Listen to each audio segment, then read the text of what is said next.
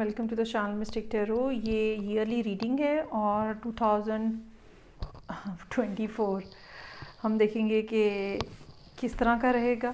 हर sign के लिए देखेंगे। अब की बार जो है वो एक मैं जनरल ओवरव्यू लूँगी और जिस किस्म के मैसेजेस मुझे रिसीव हो रहे होंगे, चाहे वो रिलेशनशिप के हवाले से हों, चाहे वो करियर या वर्क रिलेटेड इंफॉर्मेशन हो, जो भी इंफॉर्मेशन मुझे रिसीव हो रही होगी थ्रू कार्ड्स, वही मैं आपको आगे एक्सप्लेन करती चली जाऊंगी। रीडिंग स्टार्ट करने से पहले मैं आप सब लोगों का शुक्रिया अदा करना चाह रही हूँ।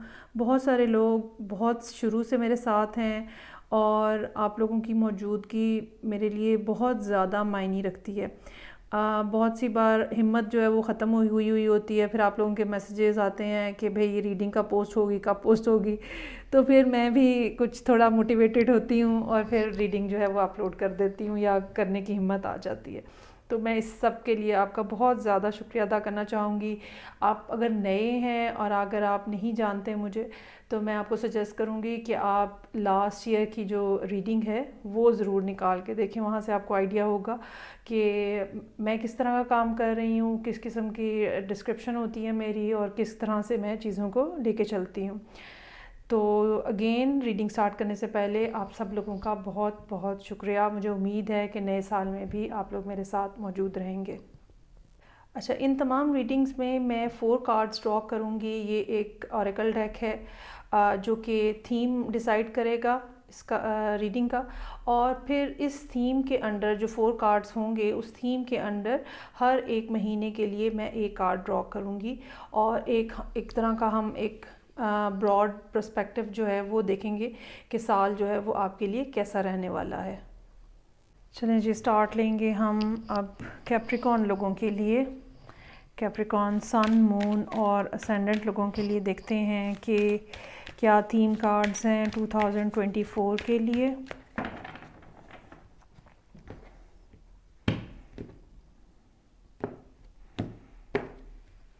अच्छा जी, जनवरी, फरवरी और मार्च। मेरे पास कार्ड है थिंकिंग वुमेन का। देन आई हैव एंग्जाइटी का कार्ड है अप्रैल, मई और जून के लिए। उसके बाद वॉकिंग अवे का कार्ड है जुलाई, अगस्त और सितंबर के लिए। और फिर यिंग एंड यांग का कार्ड है अक्टूबर, नवंबर और दिसंबर के लिए। अच्छा, आप साल के आगाज़ में कुछ अच्छी सूरत हाल नहीं है और आप चीज़ों को बहुत क्रिटिकली सोचेंगे और अपने रिलेशनशिप्स को, अपने करियर को, जो भी मामलात इस टाइम के ऊपर जनवरी फरवरी मार्च में आपके सामने आएंगे, बड़ा उन्हें क्रिटिकली गौर करेंगे, इमोशनलेस होके या इमोशंस को साइड पे करके रियलिटी बेस्ड चेक जो होगा वो चीज़ों के ऊपर आप रखेंगे। अच्छा, ये भी हो सकता है कि कुछ मामलात इस किस्म के रहें जिसमें आप ये बातें, जो आपके ख़दशात हैं, जो आपकी फ़ीलिंग्स हैं, वो आप कह भी दें, शेयर भी कर दें, जिसकी वजह से मामलात कुछ एंडिंग की तरफ जाते हुए नज़र आ रहे हैं। एंग्जाइटी का कार्ड है। ये भी हो सकता है कि यहाँ पे आप जो सोच रहे हैं उसके ऊपर फर्दर आपका थिंकिंग प्रोसेस चल रहा है अप्रैल में और जून में, और ultimately you decide to leave everything behind. अच्छा, इंटरेस्टिंगली इनफ ये कार्ड जो है 9 नंबर को रिप्रेजेंट करता है, जो कि एंडिंग की बात करता है। ये कार्ड 27 नंबर जो है रिड्यूस होकर 9 पे आ जाता है, ये भी एंडिंग की बात करता है। सो यू डिसाइड समथिंग और आप उसके बाद वॉकआउट कर जाते हैं इस सारी सिचुएशन में जुलाई, अगस्त और सितंबर में। और उसके बाद फिर यिंग और यांग का कार्ड है। एनर्जी जो है उसका बैलेंस आपस में दोबारा रिस्टोर हो रहा है। 22 नंबर है जो कि एक मास्टर नंबर है। ये एक ऐसी पार्टनरशिप को शो करता है जिसमें जो शेयरिंग है, जो केयरिंग है, जो लविंग एस्पेक्ट है, जो रिलेशनशिप के एस्पेक्ट्स हैं, वो बहुत ज़्यादा बैलेंस्ड है। ये आपका इंटरनल बैलेंस भी हो सकता है जो रिस्टोर हो रहा है, ये आपका किसी और के साथ रिलेशनशिप में बैलेंस भी हो सकता है जो कि आप इस्टेब्लिश कर रहे हैं। ओके, सो साल का आगाज़ जितना ज़्यादा आप ये कह लें कॉम्प्लिकेटेड है, ख़ास तौर पे मिड ईयर काफ़ी ज़्यादा मुश्किल नज़र आ रहा है, लेकिन एंड ऑफ द ईयर जो है वो मामलात काफ़ी हद तक सेटल होते हुए नज़र आ रहे हैं। अच्छा जी, कैप्रिकॉन सन, मून और असेंडेंट कार्ड्स हम ड्रॉ करते हैं। चलें जी, जनवरी, फरवरी और मार्च। उसके बाद आ जाएगा हमारे पास अप्रैल, मई और फिर जून। उसके बाद है जी जुलाई, अगस्त और सितंबर। और उसके बाद लास्ट पे मेरे पास अक्टूबर, नवंबर और दिसंबर। अच्छा जी, स्टार्ट लेते हैं हम फर्स्ट 3 मंथ्स पे थिंकिंग वुमेन का जो कार्ड है। सो जनवरी का कार्ड जो है वो 8 ऑफ सोर्ड्स का कार्ड है। बहुत ज़्यादा सोचने का प्रोसेस चल रहा है लेकिन फ़ैसला नहीं किया जा रहा। इमोशंस कुछ और कहते हैं, लॉजिक कुछ और कहता है, और आपको लगता है जैसे इमोशंस जो हैं वो ख़त्म होते जा रहे हैं, जैसे डिज़ायर जो है वो ख़त्म होती जा रही है। और उसकी वजह ये है कि जो लॉजिकल माइंडसेट है वो प्रिवेल कर रहा है। आप मुसलसल सोच रहे हैं, you are totally in your head. जनवरी के महीने में हर चीज़ जो है उसको क्रिटिकल पॉइंट ऑफ व्यू से सोच रहे हैं, किसी को कोई मार्जिन नहीं दे रहे हैं, इसलिए आप काफ़ी हद तक यहाँ पे स्टक नज़र आ रहे हैं।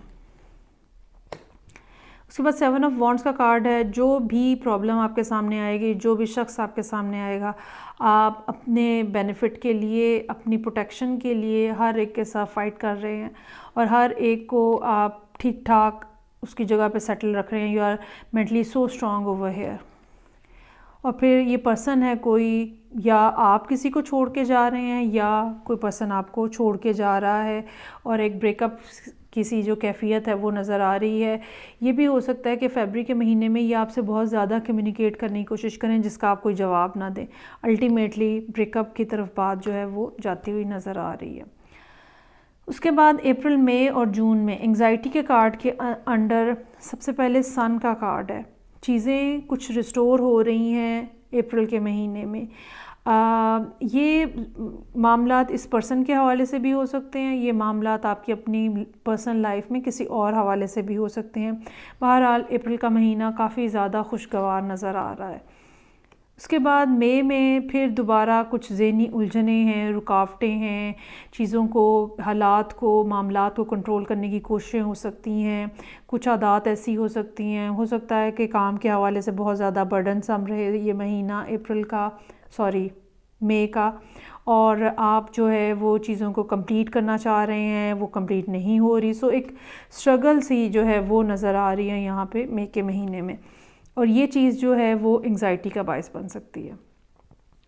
एक ये भी बात हो सकती है कि इस पर्सन के साथ जहाँ जो ब्रेकअप हो रहा था वो अप्रैल में ठीक हो जाए, लेकिन मई में कुछ उनकी ऐसी डिमांड्स हों या आपकी कुछ ऐसी रिक्वायरमेंट्स हों जिसकी वजह से दोबारा मामला जो हैं वो ख़राब हो जाएं। और फिर 8 ऑफ कप्स का कार्ड है, ठीक है, आप सिचुएशन से वॉकआउट करना चाह रहे हैं, या ये वो पर्सन भी हो सकता है जो कि सिचुएशन से वॉकआउट करना चाह रहा है। और ये सारी सूरत हाल जो है अगले 3 महीनों के लिए भी मौजूद है, क्योंकि यहाँ पे वॉकिंग अवे का कार्ड है। 8 ऑफ कप्स बिल्कुल कोइंसाइड करता है वॉकिंग अवे से। मामला डेफिनेटली ख़त्म होने जा रहे हैं, रिलेशनशिप में ख़राबी आ रही है, चीज़ें जो हैं वो बहुत ज़्यादा उलझी हुई नज़र आ रही हैं। अच्छा, अब क्या होगा? फौरी तौर पर एक हॉस्टिलिटी है जो कि आपके अंदर नज़र आ रही है, और आप पर्सन को तो जाने देंगे या ख़ुद छोड़ के आ जाएंगे आप, लेकिन आप नज़र रखेंगे उनके ऊपर, आप पूरे तरीके से देखते रहेंगे वो क्या कर रहे हैं, किससे मिल रहे हैं, क्या बात कर रहे हैं। लोगों के थ्रू हो सकता है कि आप उनके ऊपर चेक रखें, हो सकता है सोशल मीडिया के थ्रू आप उनके ऊपर चेक रखें। ओके, उसके बाद लवर्स का कार्ड है। अगेन यहाँ सिचुएशन जो है थोड़ी इम्प्रूव हो रही है। कम्युनिकेशन हो सकता है कि यहाँ पे आप दोनों के बहाल हो, एक दूसरे के साथ जो गिले शिकवे हैं वो किए जाएं। ये अगस्त का महीना है और मामलात को सेटल करने की कोशिश की जाए। उसके बाद क्वीन ऑफ वॉन्ड्स है। अच्छा, एक बात जो यहाँ पे मैं फ़र्दर कहना चाहूँगी, ये हो सकता है कि ये किसी और के साथ आपकी कम्युनिकेशन हो रही हो, क्योंकि क्वीन ऑफ वॉन्ड्स का कार्ड हमें ये बताता है कि आपने अपने आप को किसी एक के साथ फ़िक्स नहीं किया, और ये भी बात हो सकती है कि क्वीन ऑफ वॉन्ड्स हमें ये बता रहा है कि पहले आप जितना ज़्यादा क्रिटिकली इस पर्सन को देख रहे थे और आप हर बात के ऊपर एतराज़ कर रहे थे, हर चीज़ के ऊपर एतराज़ कर रहे थे, अब आप बहुत ज़्यादा पैशन और इमोशंस और फीलिंग्स और एक फ़िज़िकल कनेक्शन और चार्म और अट्रैक्शन की तरफ जो है वो माइल नज़र आ रहे हैं। इसकी एक रीज़न ये कम्युनिकेशन भी हो सकती है। इसकी एक रीज़न जो है वो माइंड का क्लियर हो जाना, दोनों के दरमियान में एक गैप आया है जिसके साथ माइंड जो है वो आपका क्लियर हो गया है। आगे यिन और यांग का कार्ड है, एनर्जी में बैलेंस जो है वो रिस्टोर होता हुआ नज़र आ रहा है। सो पहला कार्ड जो कि अक्टूबर के लिए है, जजमेंट का कार्ड है। यहाँ पे 22 नंबर है, यहाँ पे 20 नंबर है, 2 का नंबर रिपीट हो रहा है। रीयूनियन का कार्ड है, चीज़ें आप दोनों के दरमियान में ठीक हो रही हैं, इख्तलाफात आप दोनों के दरमियान में ख़त्म हो रहे हैं। ऐसा हो सकता है कि आप ट्रैवल करके इस पर्सन से मिलने के लिए जाएं, ठीक है, या आप कोई इस तरह का प्लान बनाएं, किसी एक जगह के ऊपर दोनों आ जाएं, इस तरह की कोई सूरत हाल हो। और उसके बाद 7 ऑफ पेंटिकल्स का कार्ड है दिसंबर के महीने के लिए। बहरहाल आपने इस रिलेशनशिप में, इस सारी जो सिचुएशन में काफ़ी ज़्यादा अपने आप को इन्वेस्ट किया है, इमोशनली भी, फ़िज़िकली भी। टाइम है आपका जो कि लगा है और अब आप इससे फाइनली कोई रिज़ल्ट हासिल करना चाह रहे हैं। और इस लिहाज से कुछ ना कुछ हो सकता है कि आप बेचैनी महसूस करें और हो जाएगा, जो आप करना चाह रहे हैं वो हो जाएगा। ये भी हो सकता है कि ये रीयूनियन का मतलब ये हो कि अब आप इनके पास जाएं, ठीक है, और वहाँ से कुछ जो डॉक्यूमेंट्स आने हैं उस हवाले से कुछ डिले हो, तो भी ये पॉसिबिलिटी हो सकती है कि आपने इतना कुछ अपना इन्वेस्ट किया हुआ है इस पर्सन के साथ, now you want to go towards them, लेकिन जाया नहीं जा रहा क्योंकि कुछ लीगल इश्यूज़ हो सकते हैं, पेपर्स के कुछ इशू हो सकते हैं, मनी के हवाले से कुछ इशू हो सकते हैं। तो वो जो है वो मोस्ट प्रोबेबली नेक्स्ट ईयर जो होगा 25 का, उसमें रिजॉल्व होते हुए नज़र आ रहे हैं।